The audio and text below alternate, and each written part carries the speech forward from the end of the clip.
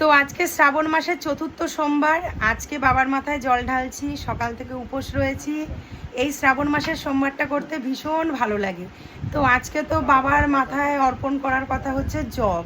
তো অনেকের প্রশ্ন, আজকে তিল, কালকে ওই যে কি মানে গোটা মুগ ডাল, তারপরে জব, লাস্ট সোমবার হচ্ছে ছোলার ছাতু।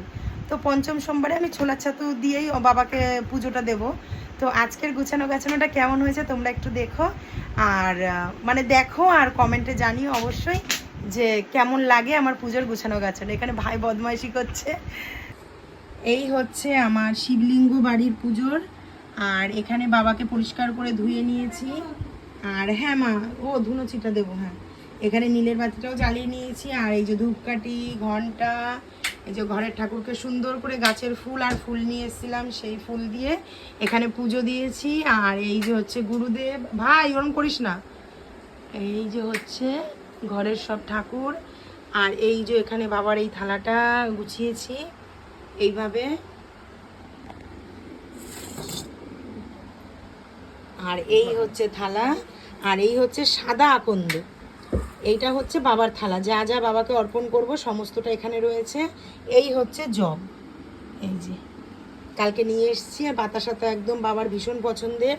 এখানে কাঁটা, ধূত্র ফুল, ঘি, মধু, আর এখানে আছে ডাবের জল, দুধ, গঙ্গার জল একসাথে মিশিয়ে নিয়েছি। আর এই সাদা আকন্দ নাকি সব সময় পাওয়া যায় না, ওই জন্য কালকে সাদা আকন্দেরই মালাটা এনেছি। চলো তাহলে এবার বাবার মাথায় জলটা ঢালা যাক। এই যে মা এসে ধুনুচি ধরিয়ে দিল, আর এই যে মা চলে এসেছে স্নান করে একদম ঝকঝক করে।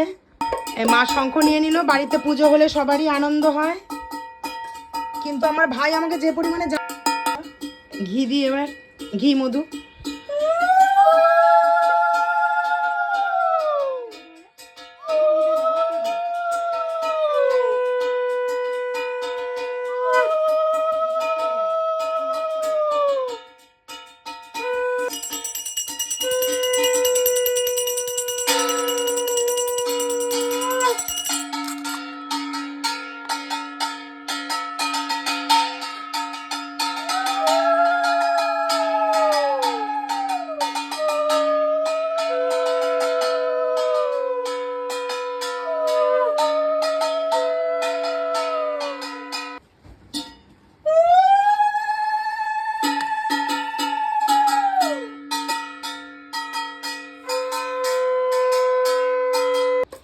তো এখানে সুন্দরভাবে বাবাকে সাজিয়ে নিয়েছি। আর এইবার করব হচ্ছে জব অর্পণ বাবাকে।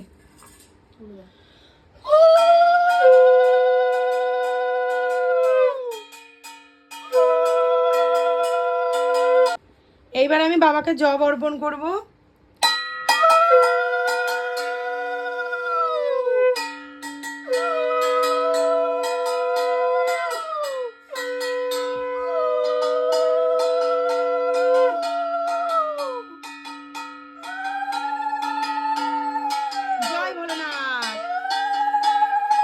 এই যে চরণামৃত এখানে একদম তৈরি হয়ে গেছে। এইবার আমি বাবাকে প্রসাদের থালা এগিয়ে দেব।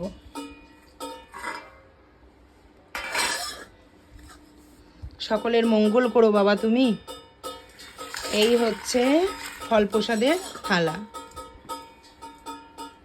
এই হচ্ছে বাবার মিষ্টির থালা। মোমবাতিটা এদিকে নিয়ে আসি, দাঁড়াও এটা এখানে দিই, হ্যাঁ এরম থাক।